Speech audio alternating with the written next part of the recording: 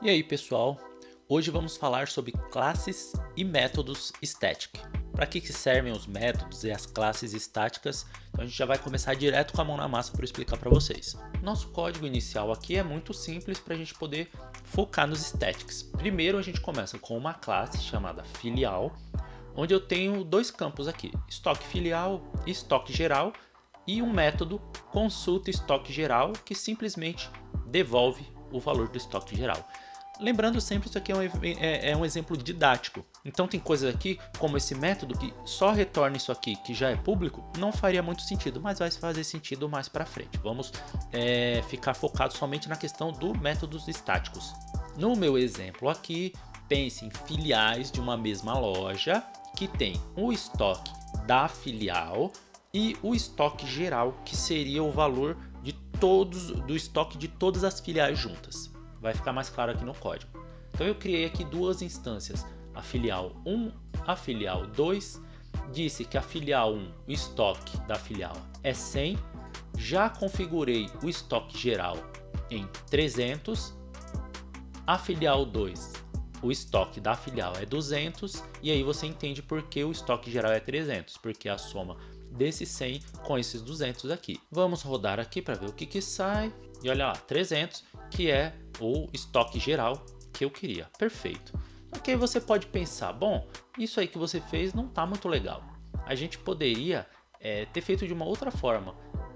Aqui eu coloquei 100 e eu já joguei 300 no estoque geral. Como é que eu sabia nesse momento que a linha de baixo teria 200? E pensando bem, é uma boa observação. O fluxo aqui não está legal. Então vamos alterar esse fluxo aqui. Quando eu criei a filial, eu coloquei 100, e o que eu fiz? No estoque geral, em vez de colocar 300, porque como é que eu sei que aqui que eu vou ter 200 na próxima? Eu faço simplesmente o seguinte, mais igual a 100, ou seja, pega o valor que já está no estoque geral e põe mais 100. No nosso caso aqui, vai ser 0, então eu vou colocar o 100 da minha filial no estoque geral. Até aí, estamos muito bem. Na filial 2, estoque filial 200, perfeito. O que eu deveria fazer no estoque geral? Colocar os meus 200 lá. Parece lógico. Então aqui eu coloquei mais 200 no estoque geral. Vamos ver o resultado disso. Deveria ser os mesmos 300, mas 200. E aí aqui a gente começa a ver a necessidade do método das classes estáticas. Vamos primeiro dar um passo a passo para a gente entender o que aconteceu. Olha só, nesse momento aqui, o meu estoque filial ele é 0. Porque eu acabei de criar a minha filial. E aí estamos tudo certo. Olha só, nesse primeiro momento está tudo zerado. Tanto o estoque filial quanto o estoque geral. No momento que eu coloquei 100, obviamente o estoque filial figurou 100 e o estoque geral mais igual a 100 fez ele virar 100 também. 100, 100, tudo conforme o previsto. Vamos colocar 200 aqui na filial e vamos colocar mais 200 no estoque geral. Neste momento a gente percebe que o que ele fez foi colocar 200 no estoque geral, porque este estoque geral e este estoque geral, eles são independentes, eles são valores guardados em cada instância. Então, quando eu estou falando da filial 1 estoque geral, é o estoque geral, o campo estoque geral que está na instância filial 1. O que eu preciso é que seja um campo comum, compartilhado entre todas as instâncias. E é aí que entra a utilidade do método static. No caso aqui, a gente vai criar um campo static. Olha só, é simplesmente eu escrever static aqui. A partir deste momento, o campo estoque geral, ele não pertence mais a uma instância, ele pertence à classe.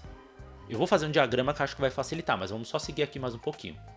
Automaticamente vocês percebem que deu um erro aqui. Este erro está dizendo que o estoque geral não pode ser acessado, porque não existe naquela instância esse campo. E ele está certo, porque a partir de agora, o estoque geral pertence à filial. E se a gente rodar novamente aqui o nosso programa, olha o resultado aqui, 300 conforme o esperado, porque agora o estoque geral está sendo compartilhado. Olha esse diagrama aqui.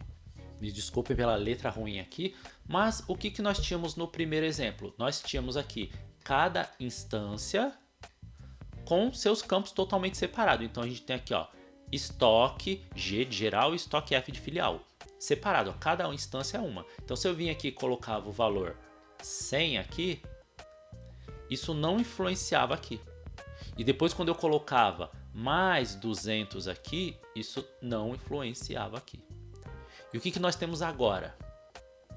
Agora nós temos um estoque geral que é compartilhado entre todas as instâncias. Isso aqui, o estoque G, a gente pode dizer que ele está no escopo da classe filial. Então todas as instâncias dessa classe filial vão compartilhar esse valor. Por isso, na hora que eu coloquei 100, a filial 1 vai até aqui e coloca mais 100 aí. Ok, nesse momento está 100. Quando a filial 2 fala, ó, coloca aí mais 200,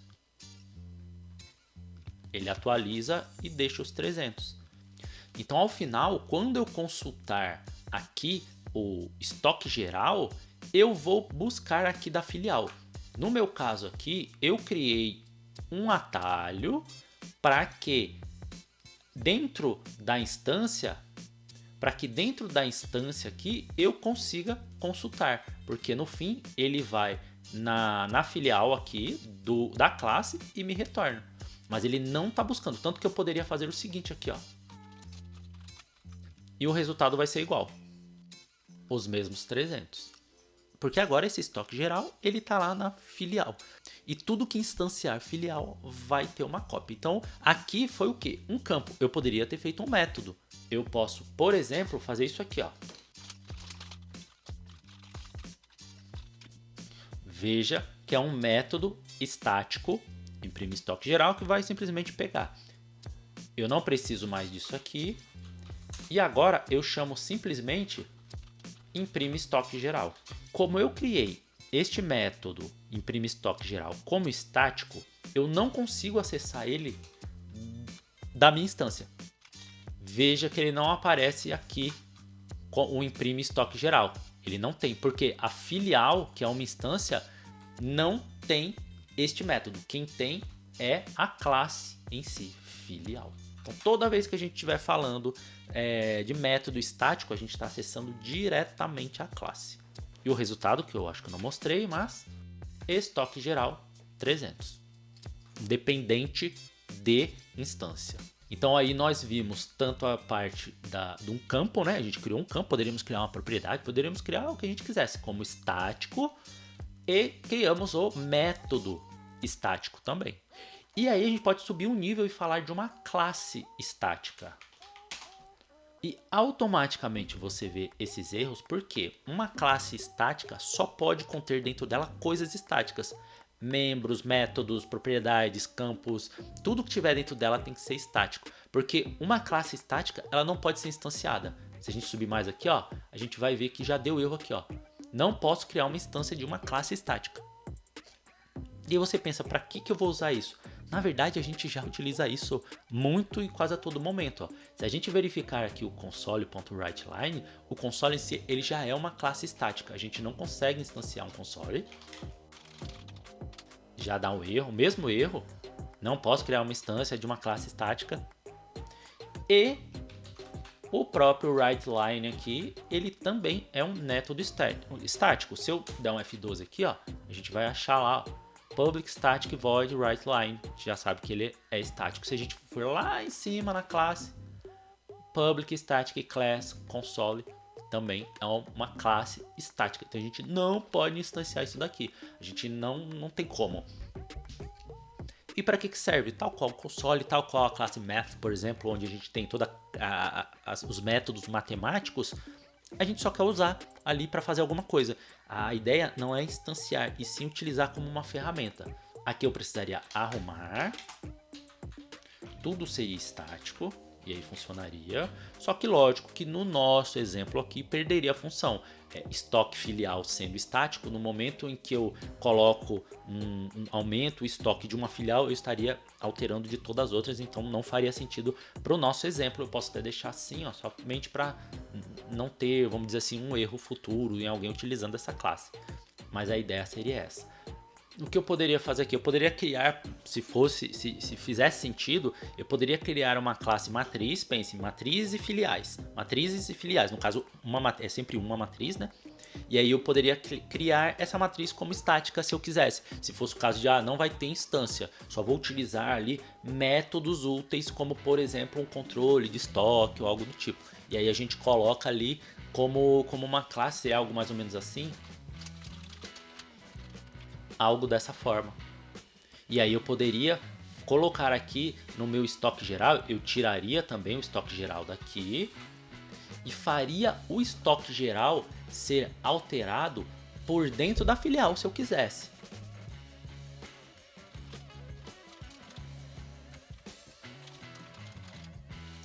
Olha só o que a gente tem agora.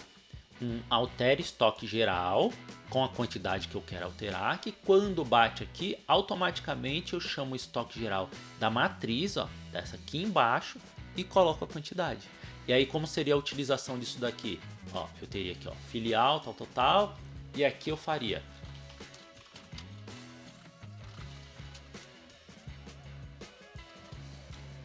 dessa forma. E aqui estaria tudo certo. Quando eu fizesse essa alteração no estoque geral, mesmo jogando na instância, o que este método da minha instância faz? Ele sabe que tem que chamar lá o matriz estoque geral, então vai ser uma chamada de uma classe estática para colocar um valor num campo também estático. Aqui também a gente pode mudar, ó, imprime estoque geral, pode simplesmente, ó, matriz estoque geral funcionaria da mesma forma. E antes de fazer um apanhado aqui geral do que a gente aprendeu, até falar sobre próximos vídeos, gostaria que se tiver gostado desse tipo de conteúdo, se foi útil para você de alguma forma, se você aprendeu nem que seja alguma coisinha, dá um like no vídeo, se inscreve no canal para receber mais material como esse, não só daqui do meu canal, mas também de outros canais, porque o YouTube entende que você gosta desse tipo de material. E se possível, manda para algum amigo, às vezes alguém que está estudando ainda, alguém júnior que está aprendendo C#. Isso aqui também tem outras linguagens, o VB tem isso aqui, o Java tem isso daqui, com nomes diferentes. Eu acho que até no Java é o mesmo static, mas pode ser útil para alguém. E aí você acaba ajudando o meu trabalho também.